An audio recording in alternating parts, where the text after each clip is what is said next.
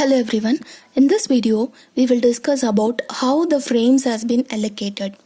So in the concept of virtual memory, how the frames we are actually going to allocate for the incoming pages, and all those frames are said to be the free frames. Suppose if you don't have any free frames in main memory, then we need to swap any of the process, which is nothing but we need to replace any of the page that were not in use for a long period. So we are actually if it is available in main memory, then we need to use that page for replacement, and whichever the page you need for execution, so that page could be transferred from secondary disk to main memory. So this is what the page replacement. So we have lot of algorithm that comes under page replacement, so we will discuss about that in later. Now we will see how to allocate the frames, which means for the incoming pages, so how we are allocating it.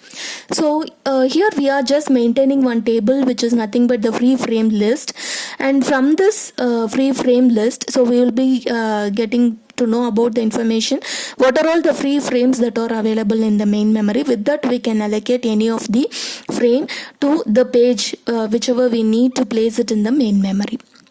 Say for example, if you have 93 free frames, so 93 free frames in the main memory, and your memory size, which is nothing but 128 KB, and you are allotting one frame size as 1 KB, which means the process we are just dividing into several pages, and each page size is nothing but 1 KB. So in the concept of paging, so we need to set the same size whatever we have given for pages to the frames. So the frame size is also 1 KB. So now what you are going to do, so how the frames has been allocated. So initially in the main memory, all the free frames which are set to empty. So before the allocation of any pages, all the free frames are set to be empty. Okay, so now we need to allocate all these free frames in order to hold all the incoming pages, so that you will be getting 93 number of page faults. So after the 93 number of page faults, if you want to store one more page in your main memory, but we don't have enough space, so you need to replace any one of the old frame or the old page whichever you stored already with the new page, which is nothing but the 94th page. Okay, so like this we will be allocating the free frames. So all the free frames are allocated, otherwise we can go with this page swap technique. As I told, replacement of any old page with the new page. So that is what page swap technique. So this is the basic strategy that we need to use for allocation of any free frames for the incoming pages. So how can we allocate? So how to maintain the minimum number of frames? So if you look at this, the minimum number of frames should be defined by the architecture of the system. So how many number of frames we are going to use, what could be the minimum number of frames? So it must be defined by the architecture. Say for example, if you want to execute one instruction named as load, so for this load instruction, how many frames that it needs? So what is the meaning of load instruction? So you want to load the register, so which means what, you want to transfer or you are going to store any of the content into either the memory or into the register. So for that you need one of the memory references. So one frame that used to store this instruction, and another frame which is used for memory reference. Okay, and if the memory reference is said to be the one level indirect reference, so what does it mean? So if you are executing any instruction, the address part of the instruction, which means we will be having many different types of addressing modes. So if it belongs to the indirect reference, which means the indirect addressing mode, so what is the meaning of indirect? So here you will be having this load instruction in some location, so let it be 10, and whichever the address they have mentioned is not said to be the address of the content, which is nothing but in this location, so we will be having only the effective address, which is nothing but address of the content.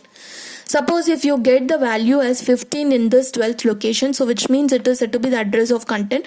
Again, you need to refer this 15th location in order to fetch the content. So whatever the content you have, if it is A, then that could be the content. So we need to fetch it only in this location. This is the actual address of this content, and this is what one level indirect reference, which means you need to refer it one more time.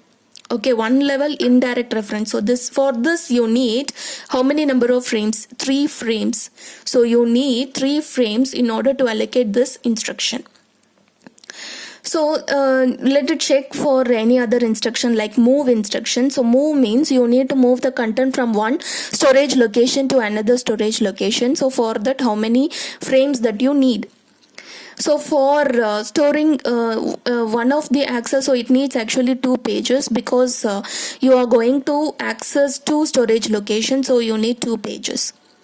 And for one page, it may need 3 frames because you're going to refer, if it is again one level indirect references, if each instruction given as a indirect references, then you need 3 frames for each page. So exactly 6 page, totally you need 6 page for executing this move instruction. Suppose if you are working with the multi-level indirect reference, so what does it mean? It will refer all the pages whatever we have in the virtual memory, so which means the multi-level indirect.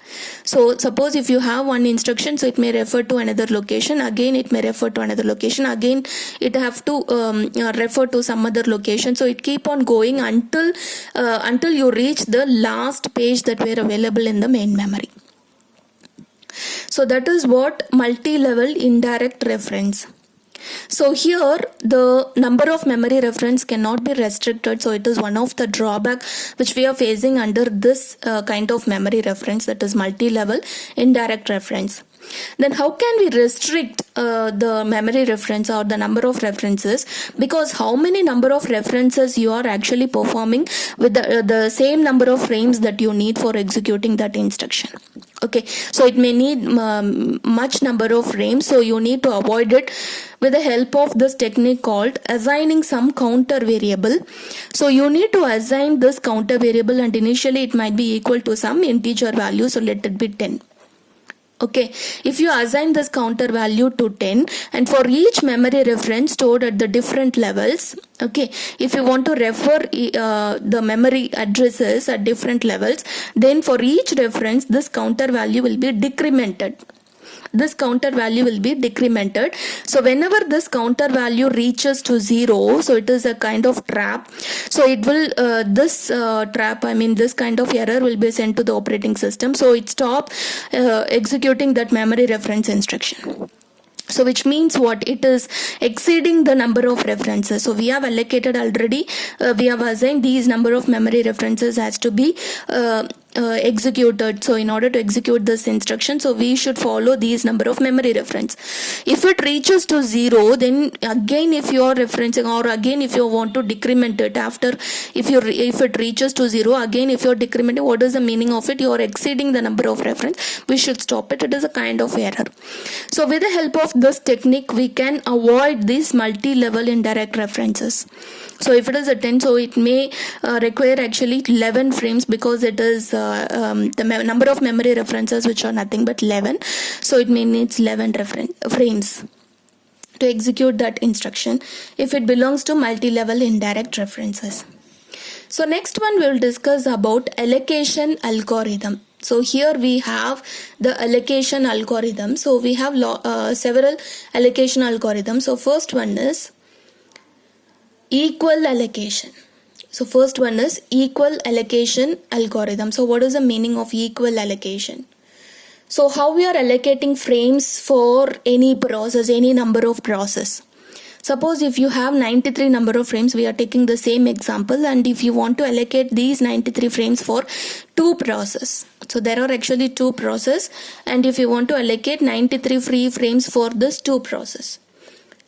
How we can allocate all these 93 frames? So first algorithm is nothing but equal allocation algorithm, which means we are going to divide these free frame list equally, and we are going to share this free frames equally to the 2 process. So how can we divide it equally? Which means if you divide 93 by 2. So how many number of frames you are getting? So that could be shared by these two frames. I mean these two process. Suppose if you are if you have 5 number of process, then this 93 frames will be divided equally among these 5 process. So you will be getting 18 number of frames for each process. So you will be having remaining 3 free frames. So that could be maintained as it is, because that can be used for any other page if you want to store in the middle of execution, because whenever you may get the page fault during the execution, so at any time you may get the page fault, so at that time you can use those 3 free frames in order to hold the any new pages. Okay, so in this way, if you allocate the frames for the incoming process, that is nothing but equal allocation. So going to the next algorithm, that is proportional algorithm. So I mean proportional allocation algorithm, which means in some cases you may get the different size of the process, which means you will not get the equal. I mean some process may need only less number of frames, and some other process may need actually more number of frames. So in that case, if you use this equal allocation, then it will not be the efficient one. So we are moving to the next algorithm, that is proportional allocation. Say for example, there are actually 2 processes, and the first process size is 10 KB and the second process size is 127 KB. So if you have 93 frames, or if you have actually some amount of frames which you have. Okay, so say for example